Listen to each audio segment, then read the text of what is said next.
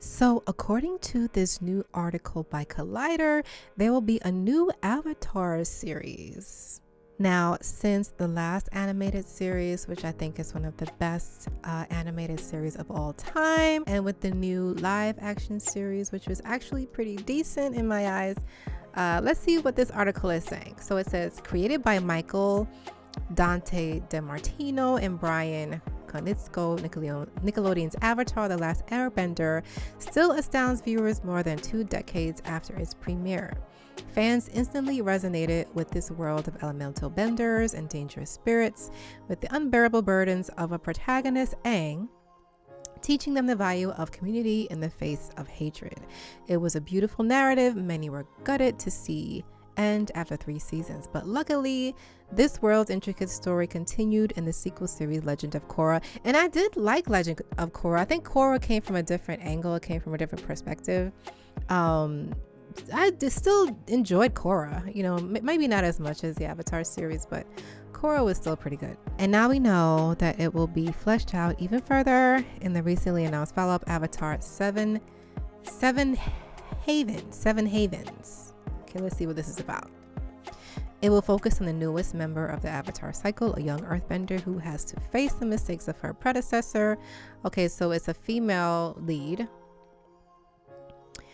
in what will surely be a wild, enjoyable ride. However, the announcement has left a lot of fans confused because there's already an earthbender people want to see on screen. Who's at top?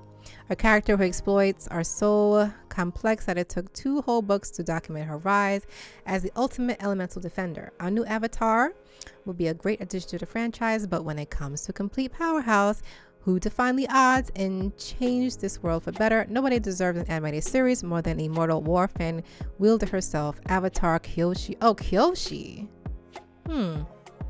Thought they were gonna talk about top. Okay, Kyoshi. I guess. I guess so. Are people really calling for a series to be about Kyoshi? I mean, she was cool, but okay. Let's just read on. While almost anyone who has watched TV in recent years has some sense of what Avatar: The Last Airbender is about, only the most diehard fans know about the jaw-dropping story that is the life of Avatar Kyoshi. This mysterious figure only received a few cameos in the original show. Even in the series filled with exciting avatars, audiences were immediately drawn to the visually striking, completely indomitable woman who had an entire island of fierce. Come on. Maybe this is just him. Kyoshi was cool, but I don't know if anybody's mad that a new series is going to be about somebody else and not Kyoshi. Okay, so what else does it say? The role of an avatar is to maintain harmony within both. Blah, blah, blah, blah. A gargantuan task. Blah, blah, blah, blah. Okay, what else? Aang's conversations with Kyoshi, where we encourage the young boy to kill his adversaries, and a few facts. Viewers learn about her paint the woman more as a righteous spirit than a person.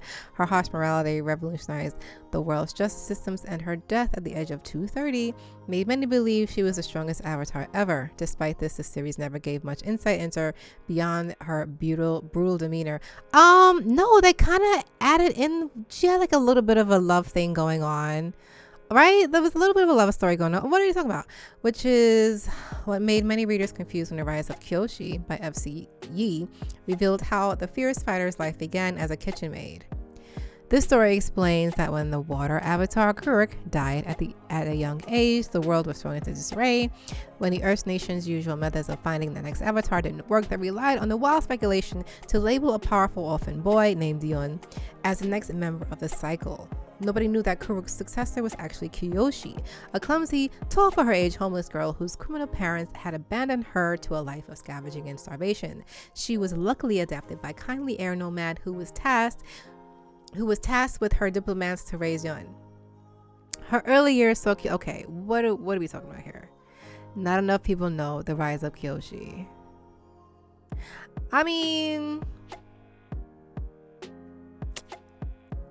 Last Airbender fans have been begging for an adaptation. Now, I'm sure maybe they have been. Okay, as a separate story, yes. Should it come out before they do a spin-off of the previous cartoon series? No, I don't think so, and I'll tell you why. Because A lot of new people were introduced to Avatar with this new recent live action, and a lot of people actually picked up on the cartoon series well after the original series ran.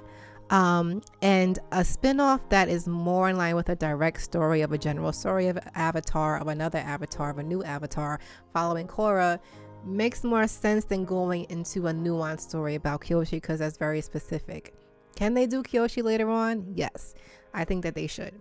If enough fans are clamoring for a Kyoshi series after this book came out, fine, that can work. But I feel like to do that before another generalized wider scale, wider reaching story with another Avatar, no, I don't think so. But you know, it would be interesting as another like spin-off. So he goes on, Kyoshi justifies the use of violence when she feels it burning. So then he goes into like a biography of Kyoshi, I guess. And there is a book, The Rise of Kyoshi, that came out, and Kyoshi's story needs to be heard. Okay. Okay, like we get it. The story needs to be heard. Justice for Kyoshi, y'all. Justice for Kyoshi. Okay, so, well, I'm excited. I wanted to find some information on the this new series. It says the new 2D animated series will consist of a 26 half-hour episodes spread across 2 seasons, or books 1 and 2 in Avatar style. News of the pickup comes as The Last Airbender prepares to celebrate the 20th anniversary, with the original show having debuted 21st of February 2005. Seven Havens hails from Avatar creators Michael and Brian Konietzko under the Avatar Studios banner from Nickelodeon in Burbank. These are the same 2 guys that dipped out of the live action, if I'm not mistaken. I wonder if it was because they wanted to do something like this. A young earthbender discovers she's the new Avatar after Korra, but in this dangerous era, that title marks her as humanity's destroyer, not its savior. Interesting. Hunted by both human and spirit enemies, she and her long-lost twin must discover their mysterious origins and save the 7 Havens before civilization's last strongholds collapse. Okay, so it's a twin story. Interesting. So I'm looking forward to it. I am. I like the Avatar series. I like everything except for the movie we shall not name. Everything else has been entertainment. Everything else has been because it has such a rich original story to work off of, and rich lore that, you know, it's kind of hard to mess it up, but they managed to do it once. But yeah, so I'm looking forward to this. So yeah, let me know what you think. Are you excited for this? Are you mad that they're doing this instead of the Kyoshi thing? That was weird. But yeah, let me know. And I'll see you next video. Bye.